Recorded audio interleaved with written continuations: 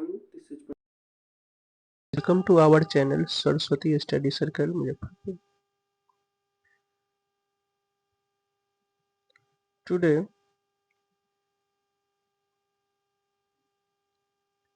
we are studying science subject for class 10th. In this subject we study today physics,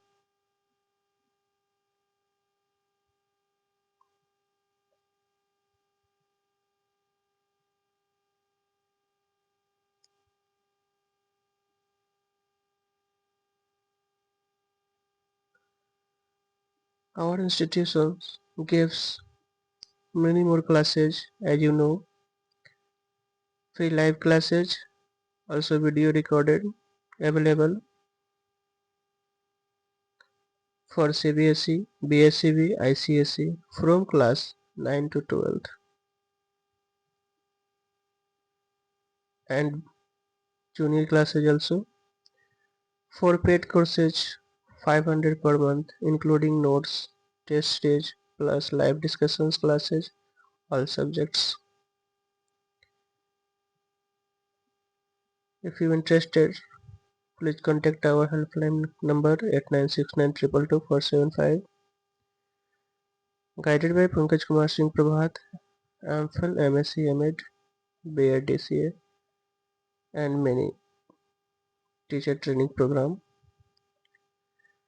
I am working at current PGT SRT School Muzaffarpur as a PGT teacher, SRT School Muzaffarpur, plus 10 years teaching experience.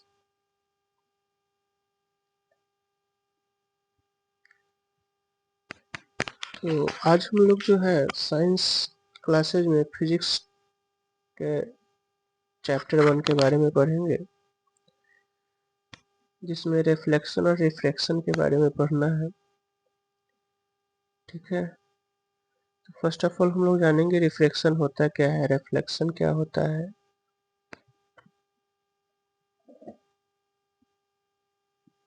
ये किस किस type का reflection होता है, reflection क्यों होता है, क्यों जरूरी भी है। ठीक है, तो सबसे पहले तो रिफ्लेक्शन के लिए हमारा कंडीशन है लाइट का होना जरूरी है और reflecting surface. Without reflecting surface और लाइट का जो है रिफ्लेक्शन की फेनोमेना होगी ही नहीं। तो इसके लिए ये दो कंडीशन, दो ऑब्जेक्ट होना अनिवार्य है, necessary, always necessary. First of all reflecting surface and light, second is light. तो आते हैं, हम लोग जानते हैं what is light. First of all light है क्या। लाइट के अकॉर्डिंग ऑब्जेक्ट को, नेचर में जितने ऑब्जेक्ट है उसको कितने पार्ट में डिवाइड किया गया है। ठीक है, तो देखिए हमारा फर्स्ट डेफिनेशन यहाँ पे आपका लाइट का दिख रहा है। Light is a form of energy, it is needed to see and any things around us, we detect it by our eye.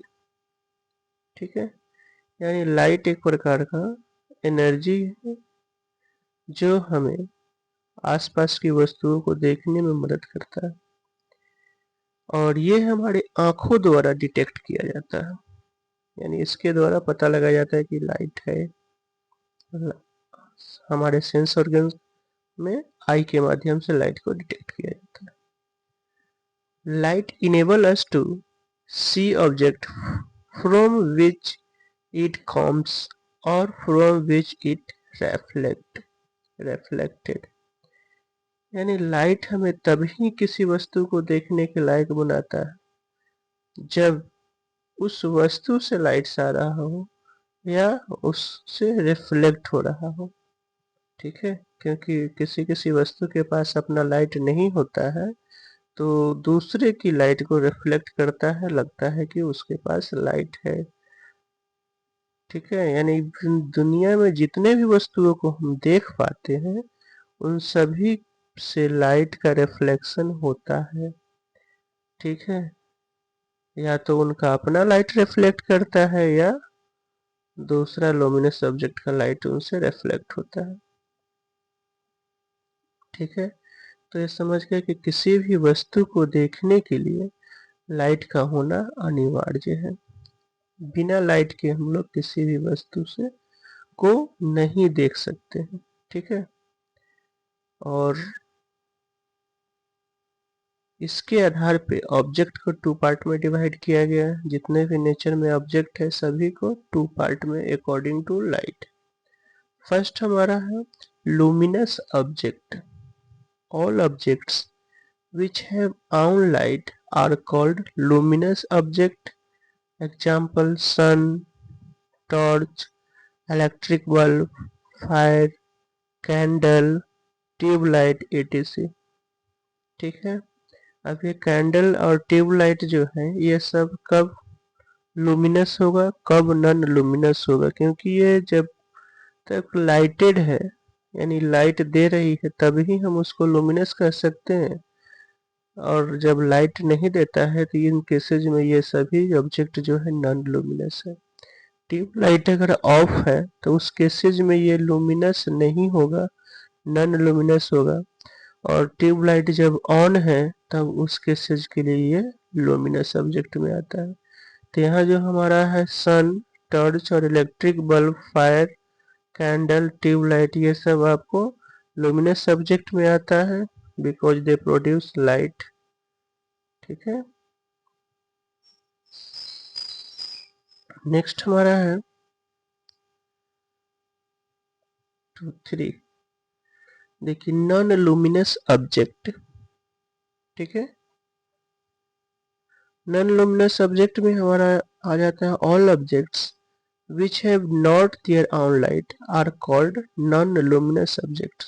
ठीक है, as like stone, water, wall, blackboard etc. That is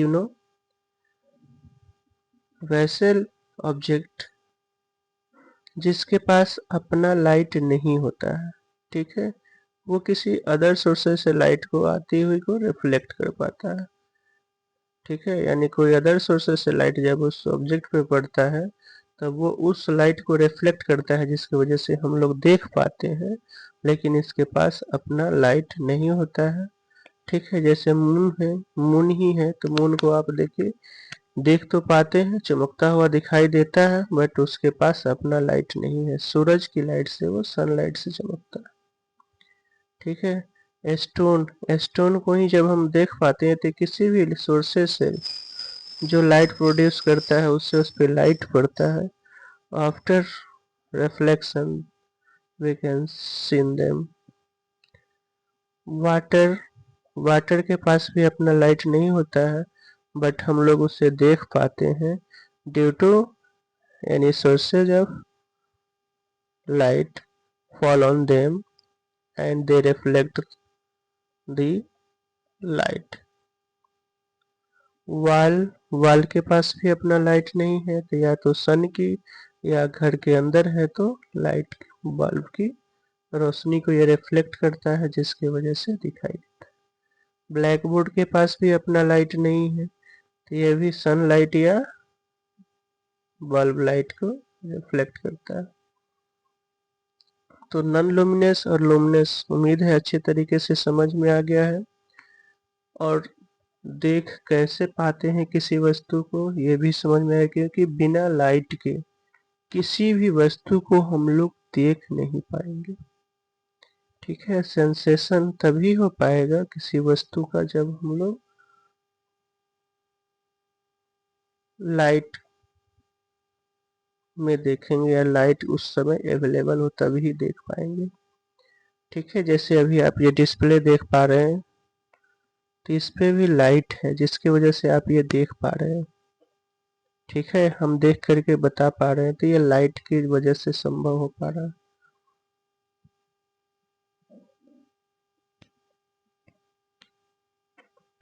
ठीक है, तो अभी हम लोगों ने पढ़ा लाइट है क्या, what is light. Light is a source of energy. ठीक है, एक प्रकार का एनर्जी है which help us to see anything around us. ठीक है, according to light there are 2 types of objects found in nature. ठीक है, यानी नेचर में जितने भी ऑब्जेक्ट पाए जाते हैं वो सभी टू टाइप्स के होते हैं, लुमिनस और नॉन लुमिनस। ठीक है, luminous which have on lights, non luminous which have not on lights. ठीक है, अगला हमारा टॉपिक है नेचर ऑफ लाइट। लाइट का नेचर क्या होता है, यानी प्रॉपर्टी है क्या लाइट का। According to the wave theory, light consists of electromagnetic waves which do not require a material medium for their propagation। ठीक है, यानी वेव थ्योरी के द्वारा ये पता चलता है कि लाइट में इलेक्ट्रोमैग्नेटिक वेव होते हैं। ठीक है, जिसके वजह से इसको किसी भी मटेरियल मीडियम की जरूरत नहीं होता है प्रोपोगेशन के लिए। The wavelength of visible light is 4 into 10 to the power minus 7 to 8 into 10 to the power minus 7। और विजुअल लाइट का वेवलेंथ जो होता है 4 into 10 to the power minus 7 से 8 into 10 to the power minus 7, इतने wavelength का light को हम लोग देख पाते हैं। ठीक है, तो समझ गए, लाइट को किसी भी मीडियम की जरूरत नहीं होता है ट्रेवल करने के लिए। ठीक है, ये स्पेस में भी ट्रेवल कर सकता नहीं, करता है। ठीक है, स्पेस में भी आप जाएंगे तो वहाँ सूरज की रोशनी दिखाई देती है और स्पेस से होते हुए ही पृथ्वी पर आती है। ठीक है, तो वहाँ से यहाँ तक आने के लिए स्पेस में तो ऑलरेडी एयर भी नहीं है, तो कोई मीडियम होता नहीं है, तो लाइट को ट्रेवल करने के लिए किसी मीडियम की जरूरत नहीं होती है। अगला हमारा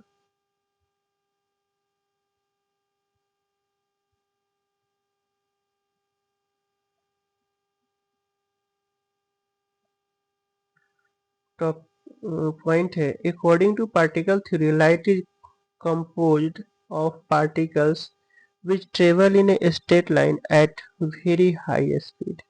अब कह रहा है कि पार्टिकल थ्योरी के अनुसार लाइट जो है ऑलवेज स्ट्रेट लाइन में ट्रेवल करता है और इसका स्पीड बहुत ही हाई होता है, that is 3 into 10 to the power 6 kilometre per second approx. ठीक है, यानी लाइट का स्पीड 3 लाख किलोमीटर 1 सेकेंड पे होता है, पर सेकेंड। 1 सेकेंड में 3 लाख किलोमीटर लाइट ट्रेवल करती।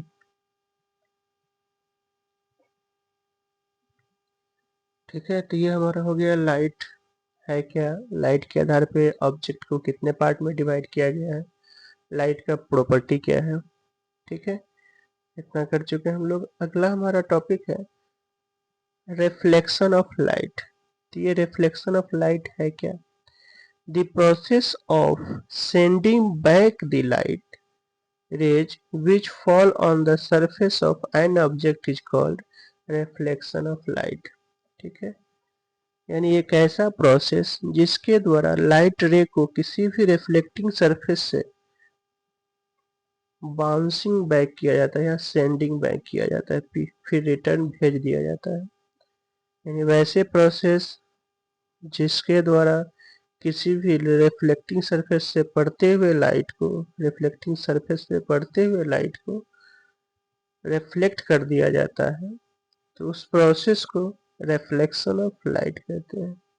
ठीक है, या बाउंसिंग बैक ऑफ लाइट भी कह सकते हैं, process in which bouncing back of light from a reflecting surface is known as reflection of light. Note, polished shining surface reflect more light than the unpolished dull surface। ठीक है, अगर किस reflection जो है सबसे ज्यादा पॉलिश्ड और shining surface से होता है, due to more light is can be reflect. No, यानी और ये पैरेलल रे होने की वजह से आपने आगे हम लोग देखेंगे कि ये पैरेलल रे अगर किसी भी सरफेस पे जाता है तो रिफ्लेक्शन भी कंटिन्यू पैरेलल ही आ जाता है। ठीक है, अगर सरफेस शाइनी और स्मूथ हो तो। और अनपॉलिश और रफ सरफेस पे जितने लाइट फॉल करते हैं उतने सेम डायरेक्शन में रिफ्लेक्ट नहीं हो पाते हैं, उसका डायरेक्शन चेंज हो जाता है। ठीक है, जिसको डिफ्यूज रिफ्लेक्शन भी कहते हैं। आगे हम लोग इसके बारे में अभी पढ़ेंगे। Silver metal is one of the best reflectors of the light. Light का सबसे ज्यादा रिफ्लेक्ट करने वाला मेटल सिल्वर मेटल है। ठीक है, रे ऑफ लाइट। अब नेक्स्ट हमारा है रे ऑफ लाइट क्या है। A ray of the line is a straight line along which light travel। Ray of light है क्या, तो रे ऑफ लाइन एक प्रकार का लाइन है रे का, जो स्ट्रेट लाइन में लाइट को ट्रेवल करते हुए दिखाता है। ठीक है, एक प्रकार का लाइन है जिसके माध्यम से लाइट स्ट्रेट लाइन में ट्रेवल करता हुआ दिखाया जाता है, इसको रे ऑफ लाइट कहते हैं।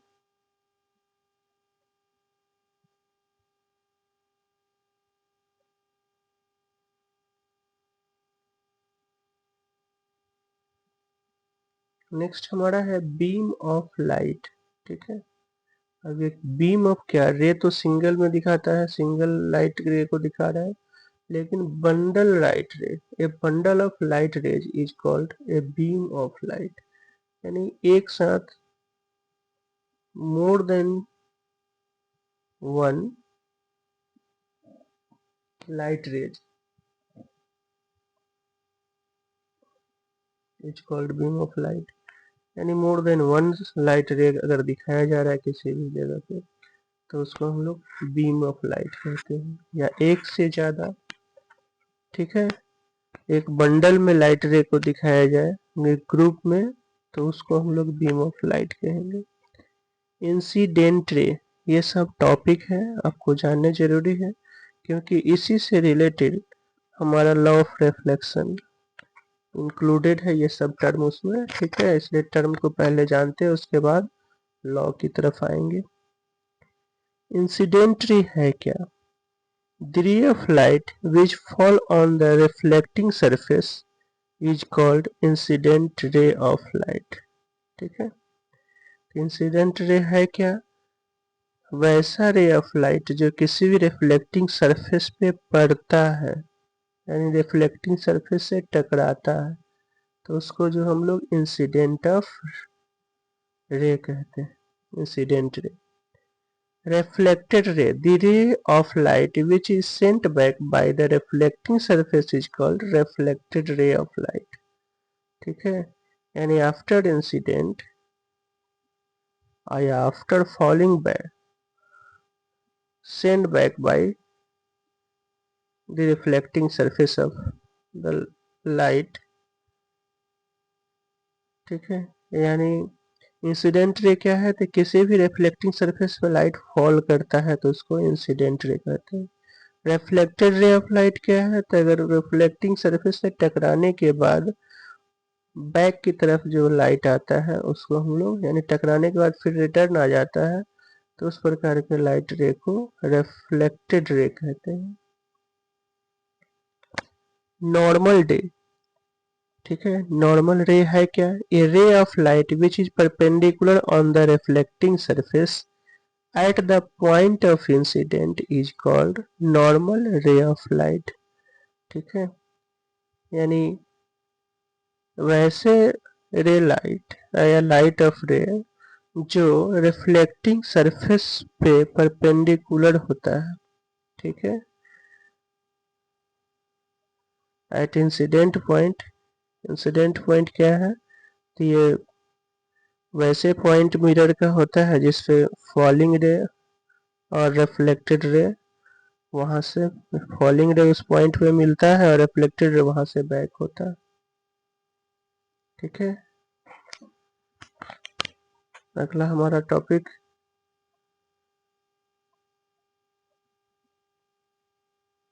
Point of incident. देखिए यहाँ पे लिखा गया है, the point at which the incident ray fall on the reflecting surface is called the point of incident। ठीक है, यानी वैसे पॉइंट जहाँ पे इंसिडेंट रे फॉल करती है रिफ्लेक्टिंग सरफेस पे, उसको पॉइंट ऑफ इंसिडेंट कहते हैं। ठीक है। अगला हमारा है एंगल ऑफ इंसिडेंट। ठीक है, तो angle made by the incident ray with the normal ray at the point of incident. ठीक है, नॉर्मल रे और इंसिडेंट रे द्वारा, ठीक है, पॉइंट ऑफ इंसिडेंट पे जो एंगल बनाया जाता है उसको एंगल ऑफ इंसिडेंट कहते हैं। It is denoted by letter I. ठीक है, और इंसिडेंट, एंगल ऑफ इंसिडेंट को लेटर आई के द्वारा रिप्रेजेंट किया जाता है। ठीक है, यानी एंगल ऑफ इंसिडेंट क्या है, तो angle form by incident ray and normal ray at the point of incident. ठीक है, और इसको आई लेटर की मदद से रिप्रेजेंट किया जाता है। दूसरा है हमारा topic next, angle, the angle of reflection. तो ये कैसे बनता है, तो the angle made by the incident, sorry यहाँ इंसिडेंट नहीं रिफ्लेक्टेड रे होगा। ठीक है, यहाँ में स्प्रिंट है,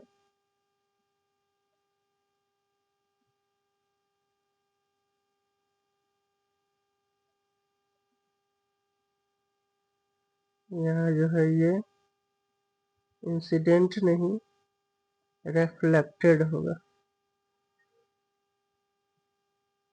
रिफ्लेक्टेड।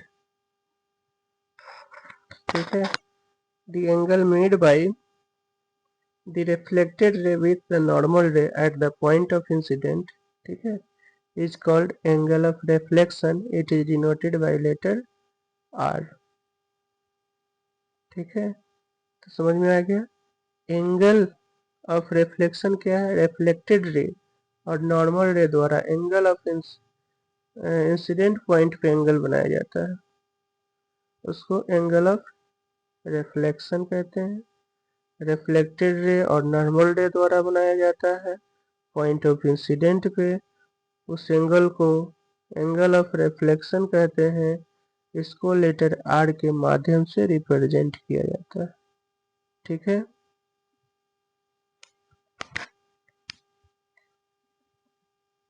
तो ये हमारा जो टॉपिक से रिलेटेड यानी लॉ से रिलेटेड जो पॉइंट था वो सब चीज़ों को हम लोगों ने पहले डिस्कस कर लिया। अब रूल है क्या, ये लॉ ऑफ रिफ्लेक्शन है क्या। The rule by which the falling ray of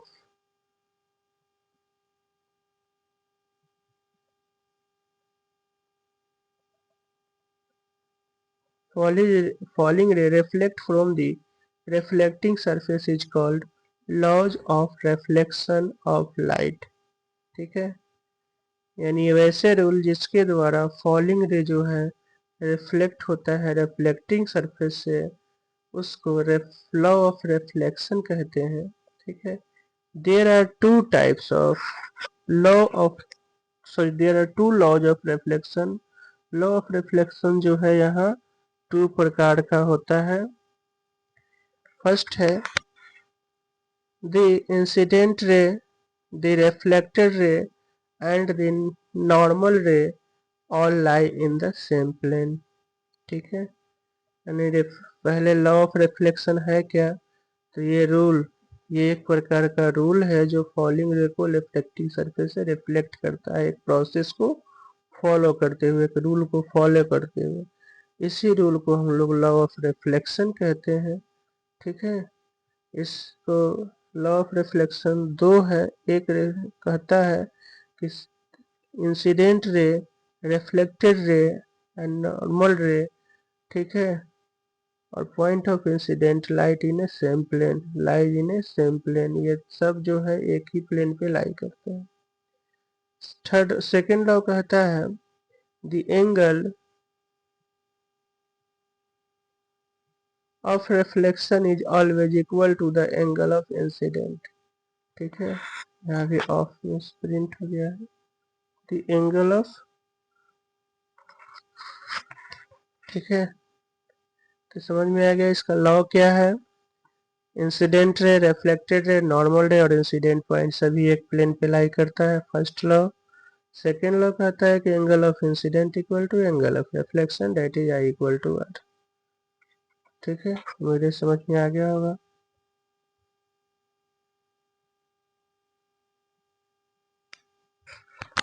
आगे हमारा टाइप्स ऑफ रिफ्लेक्शन। रिफ्लेक्शन कितने प्रकार का होता है? There are two types of reflection. ठीक है, दो तरीके का होता है। पहला रेगुलर रिफ्लेक्शन।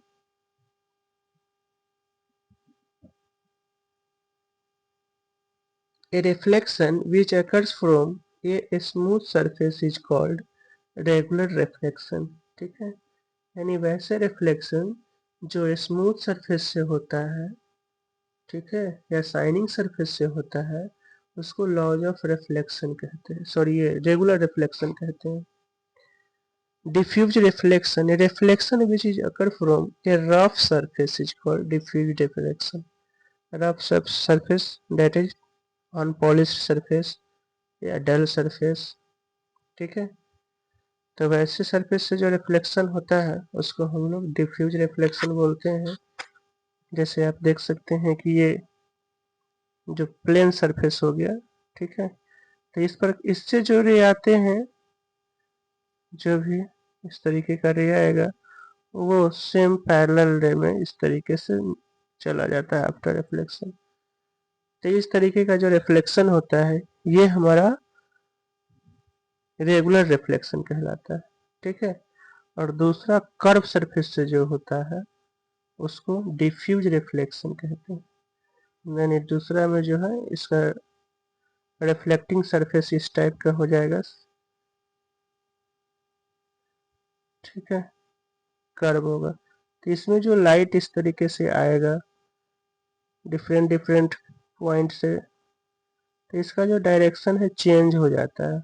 जैसे ये इधर से आ रहा है तो इस इधर आ गया, फिर ये इधर हाइट पे पड़ जा रहा है तो इधर चला जाएगा, फिर ये भी हाइट पे है तो उधर चला गया, फिर ये प्लेन वाले पार्ट पे तो इधर। तो इस तरीके से इसका जो होता है आफ्टर रिफ्लेक्शन, रिफ्लेक्टिंग रिफ्लेक्टिंग रे का डायरेक्शन जो है सेम नहीं होता है, डिफरेंट हो जाता है, क्योंकि ये जिस सरफेस पे पड़ रहा है उसी सरफेस के अकॉर्डिंग जो है एंगल ऑफ इंसिडेंट और एंगल ऑफ रिफ्लेक्शन इक्वल बनाते हुए रिफ्लेक्ट करता है।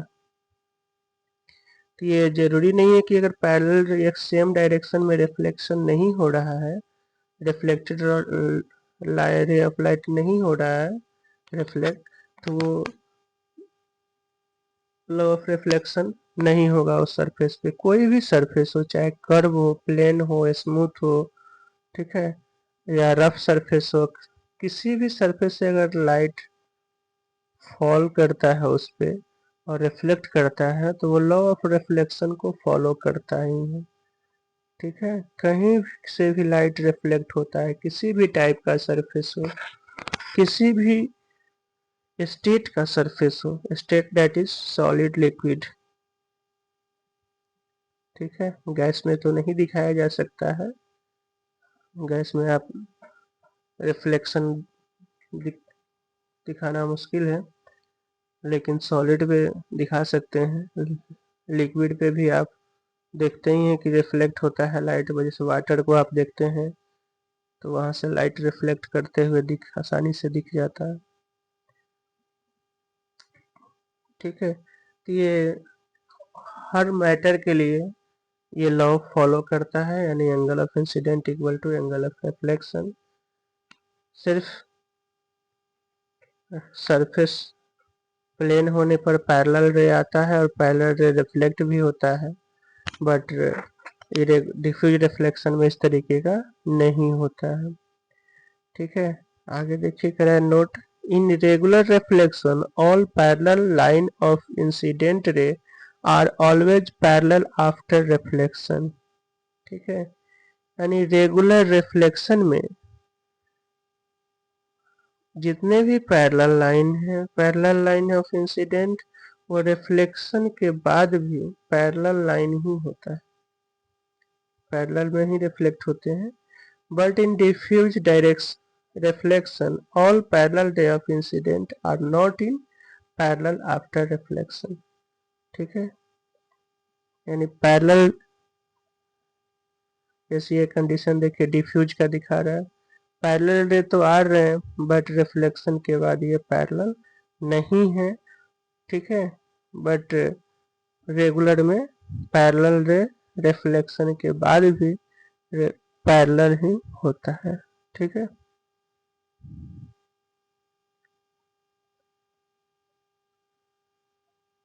नेक्स्ट हमारा है टॉपिक ऑब्जेक्ट। अब इसमें ऑब्जेक्ट के बारे में भी जानना है, ऑब्जेक्ट होता क्या है, ठीक है।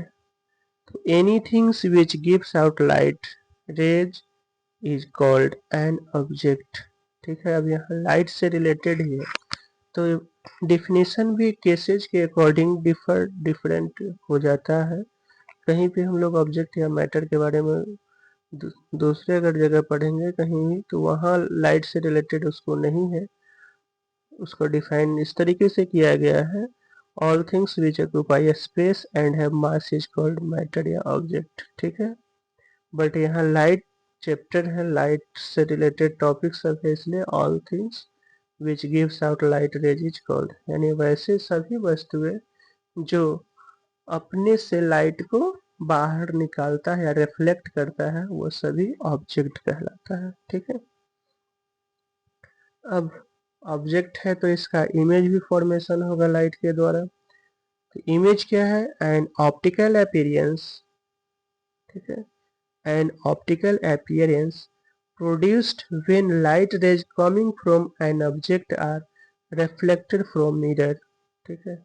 किसी भी ऑब्जेक्ट से लाइट आ रहा है तो मिरर से रिफ्लेक्शन के बाद उसका इमेज फॉर्म करता है, ठीक है।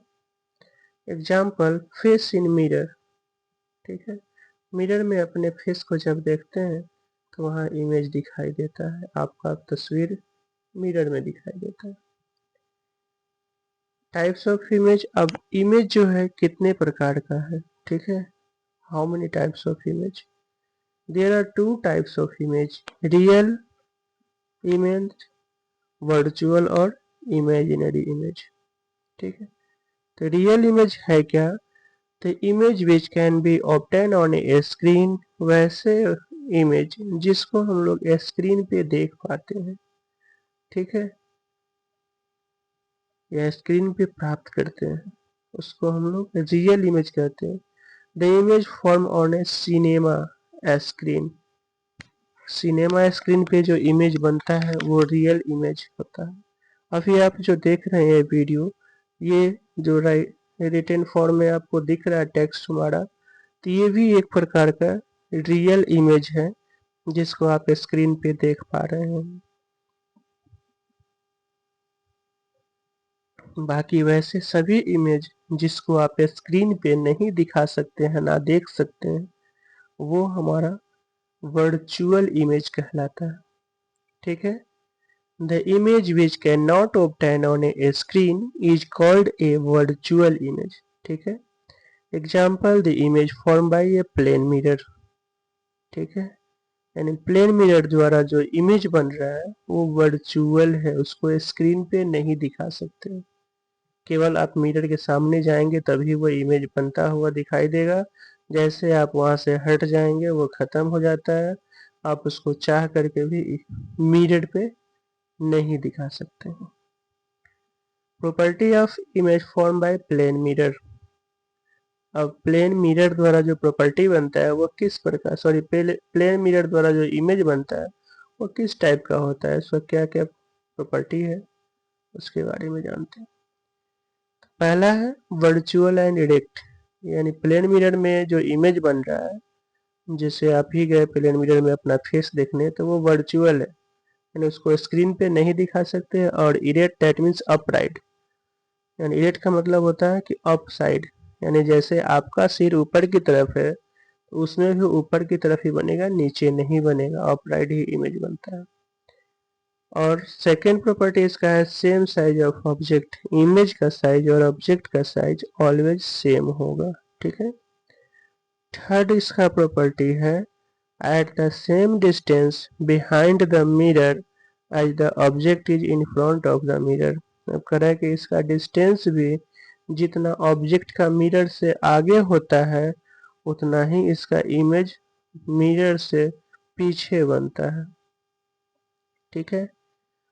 4 of point image is lateral inversion, और जो इमेज बनता है वो लैटरल इन्वर्सन होता है। That is left part of object is right part in the image, ठीक है। यानी लेफ्ट पार्ट इमेज में राइट पार्ट दिखेगा और राइट पार्ट ऑब्जेक्ट का इमेज में लेफ्ट पार्ट में दिखेगा, ठीक है। तो केवल यही चेंजेज हो जाता है, बाकी फेस आपका सेम दिखता है, इसी वजह से नहीं पता चलता है, ठीक है। केवल पार्ट बदल जाता है, इमेज में डायरेक्शन चेंज हो जाता है, लेफ्ट राइट में चला जाता है और राइट लेफ्ट में, बाकी सब सेम होता है,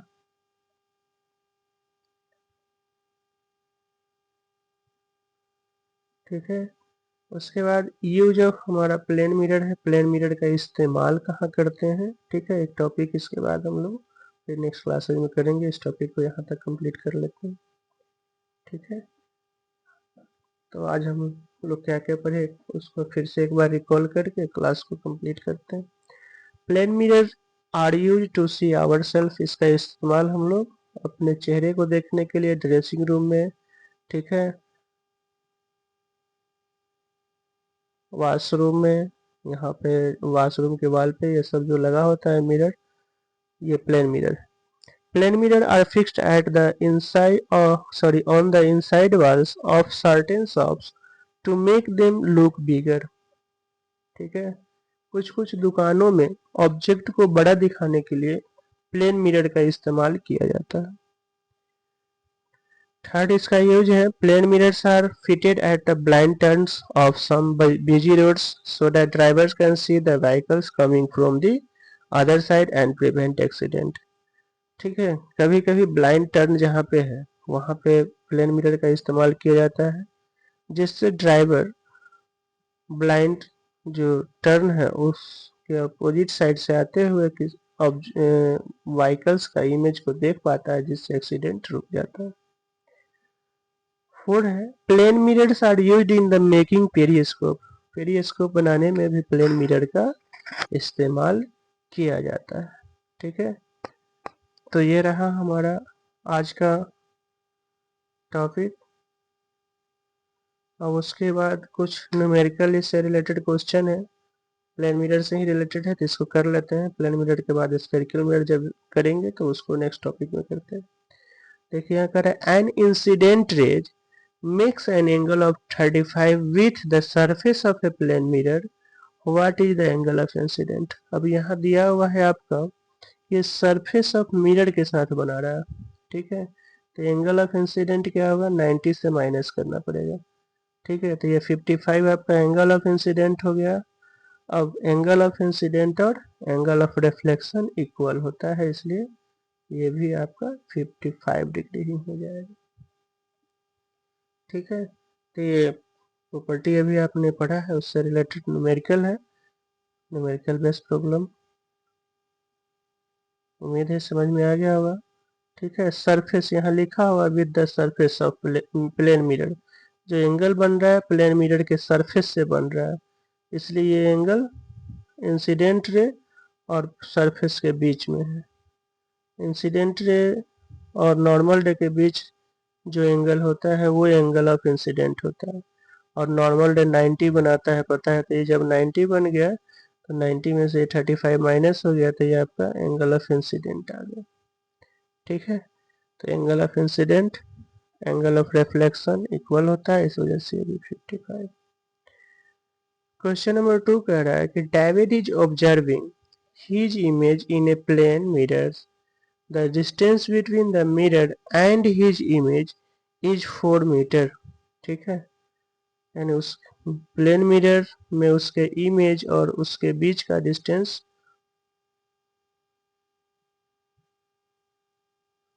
ठीक है, प्लेन मिरर और उसके इमेज के बीच का डिस्टेंस 4 मीटर है।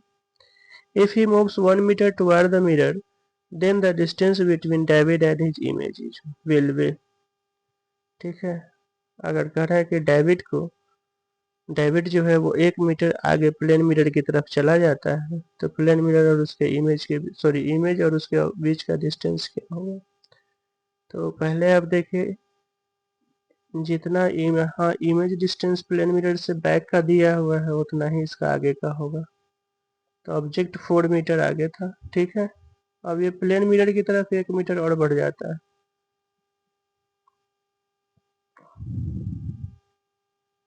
ठीक है। जैसे ये इस साइड का आपका 4 मीटर दिया हुआ है, तो ये भी 4 मीटर इधर ऑब्जेक्ट होगा। अब 1 मीटर आगे चला गया तो ये 3 मीटर हो गया, तो ये पीछे भी 3 मीटर पे ही बनाएगा।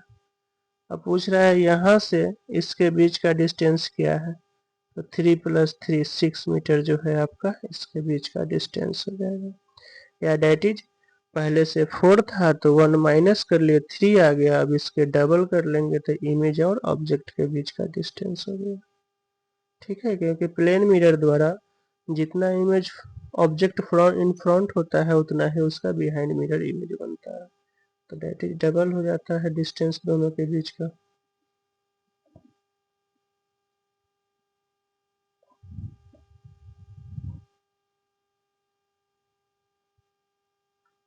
नेक्स्ट इसी टाइप का एक और क्वेश्चन है आपको स्पीड से related. The rear view mirror of a car is a plane mirror. Plane mirror के रूप में कार में एक जो रियर व्यू मिरर है जो प्लेन मिरर का अलग बना हुआ है। ए ड्राइवर,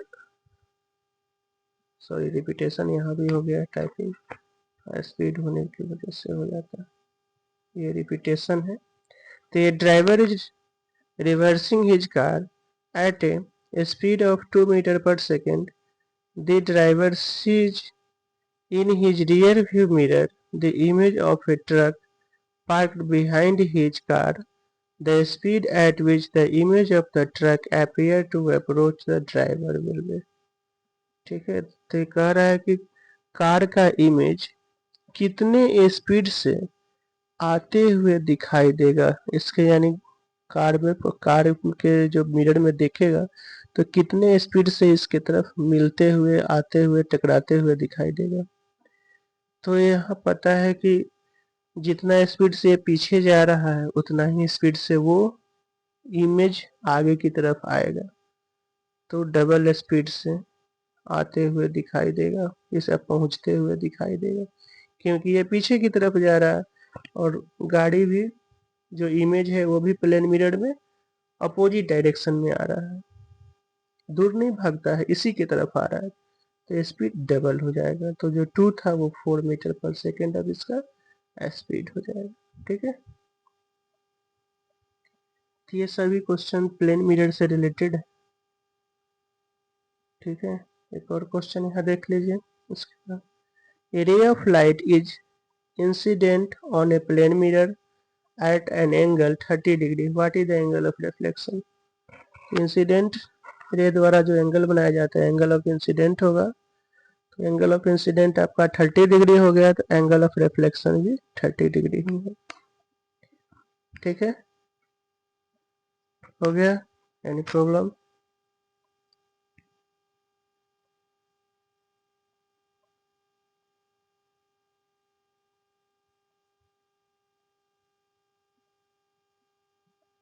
फिर देखिए नेक्स्ट क्वेश्चन है। A ray of light strikes a plane mirrors at an angle of 40 degree to the mirror surface, यहाँ फिर मिरर सरफेस से बना रहा है, यानी मिरर सरफेस, डेट मीन्स ये हो गया एंगल ऑफ इंसिडेंट, और ये सॉरी एंगल ऑफ इंसिडेंट तो नॉर्मल रे के द्वारा बनेगा, और ये तो ये आपका दिया हुआ है 40 डिग्री, डेट मीन्स ये आपका आ जाएगा 50, एंगल ऑफ इंसिडेंस 50 हो गया तो एंगल ऑफ रिफ्लेक्शन भी 50 हो जाएगा, ठीक है। तो सरफेस से जब भी मिरर सरफेस से बनाएगा तो 90 से माइनस करेंगे तब एंगल ऑफ इंसिडेंट आएगा, ठीक है। अब angle of incident angle of reflection equal होता है, इस वजह से ये भी 45 डिग्री हो गया, ठीक है। फिर एक और क्वेश्चन है, इसको देखिए। If an object is placed at a distance of 10 centimeter in front of a plane mirror, how far would it be from its image, ठीक है।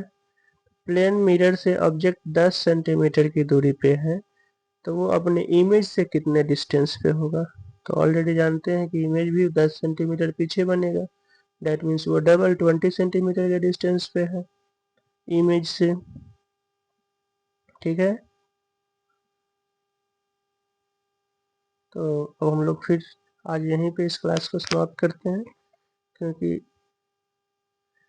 चैप्टर 1 में पढ़ने बहुत सारे हैं। अब हम लोग सभी टॉपिक को इंक्लूड कर लेते हैं, तो थोड़ा सा टाइम लग रहा है। तो उम्मीद है जो अभी हम लोग टॉपिक इंक्लूड किए थे, प्लेन मिरर, उससे रिलेटेड इमेज फॉर्मेशन, उसका property, luminous subject, non luminous subject और लॉ ऑफ रिफ्लेक्शन से रिलेटेड टर्मों का जो हमने डिस्कशन किया है, उम्मीद है अच्छे तरीके से समझ में आया होगा।